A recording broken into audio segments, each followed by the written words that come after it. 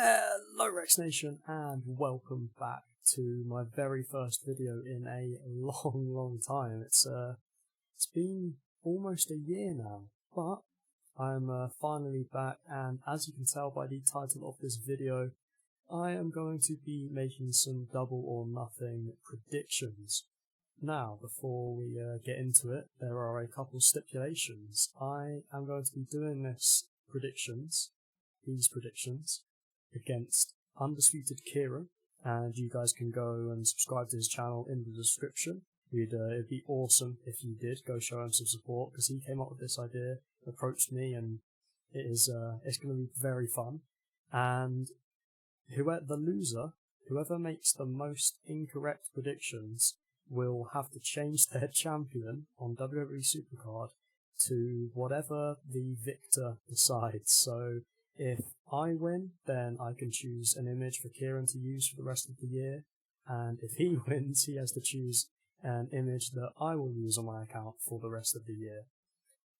So we're just going to go straight ahead and get into the first match that I've got written down here, and it is between Lance Archer and Cody Rhodes for the TNT TV title, and my prediction is that I think Lance Archer will win, and the reason for this is that Cody Rhodes needs a redemption storyline where he loses to Archer and eventually comes back, beats Archer, and on that upward rise from losing up to winning, he'll then go on and take on MJF, and I think he'll end up beating him. So that is my prediction. Lance Archer will win the first match. Now, moving on to my second prediction, it is between MJF and Jungle Boy, and I've got to go with the undefeated wrestler in this match. I think MJF isn't, he's undefeated in singles, I believe, and I don't see that streak ending anytime soon, and no offense to him, but especially not with Jungle Boy. He's still a young wrestler, and he's definitely going to be one of the faces of the company in the future, but MJF is on top of his game right now, and I don't think there's no reason for him to take this loss. Now, going on to the ladder match, I've actually got two things written down here that I'm predicting. I'm going to be predicting the winner of the match overall, and I'm going to be predicting the surprise entrant.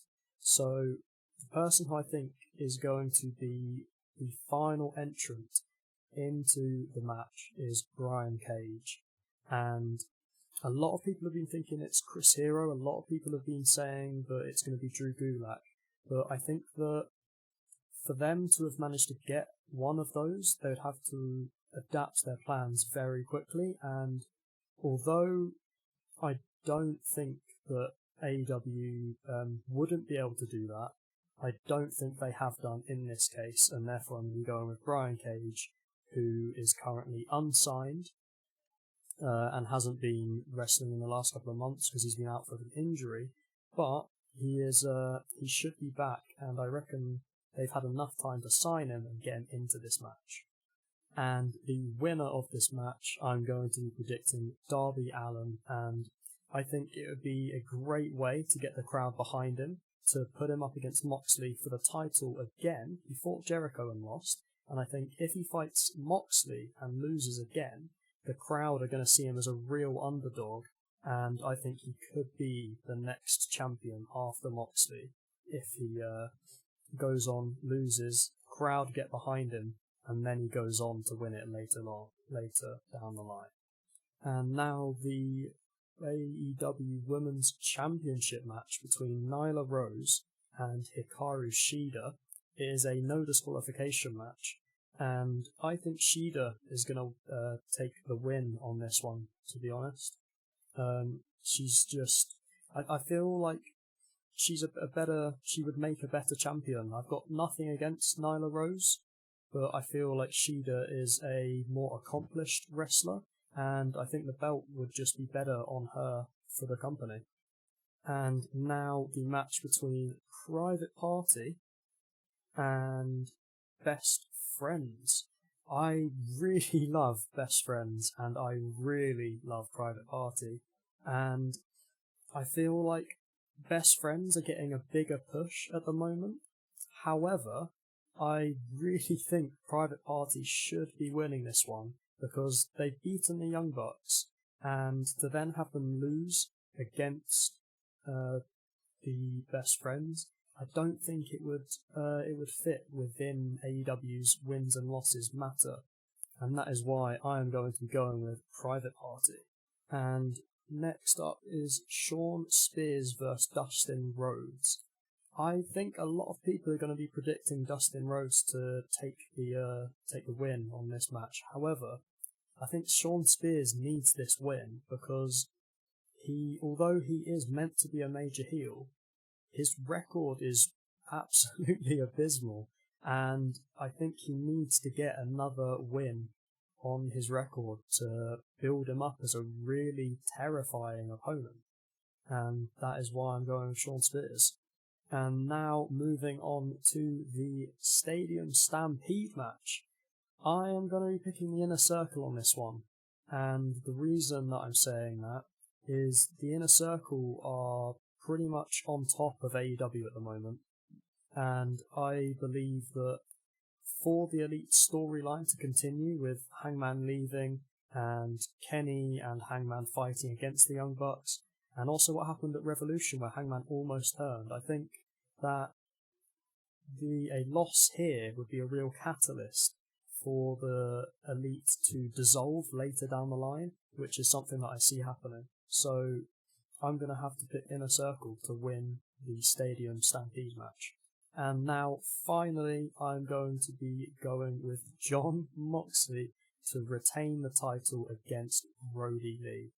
Although there was a lot of hype for him coming into the company, and I know a lot of people didn't like the Dark Order, but I myself saw great potential in it as a faction, as like a mystical dark arts faction.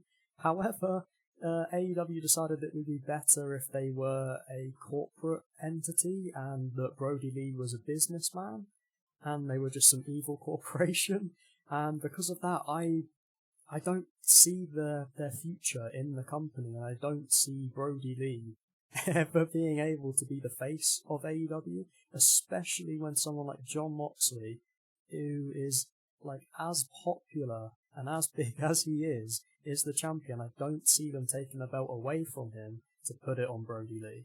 And a lot of you may be asking why I didn't predict anything on the Britt Baker versus Chris Statlander match. Now maybe you might be, because you'd be aware of why. But Britt Baker had a injury on Dynamite, and I don't think that this match is going to go on. If it is, and Kieran has predicted it, I am so sorry, and I think I'll have to discuss it with Kieran, but either I'm going to lose a point on this one, or we'll just call off the match and we won't have any predictions for it, because neither of us thought it was going to go ahead. So guys, I really hope you enjoyed that video. Thank you so much for watching. I will see you all next time in the future, and make sure you guys are following me on Twitch, follow me on Twitter, and join the Discord if you haven't already. I'm going to be live on Monday with some WWE Supercard. I'm live every Monday, Wednesday, Friday from 1 PM till 4 PM UK time, so make sure you check that out if you like WWE Supercard on Twitch. And until then, peace.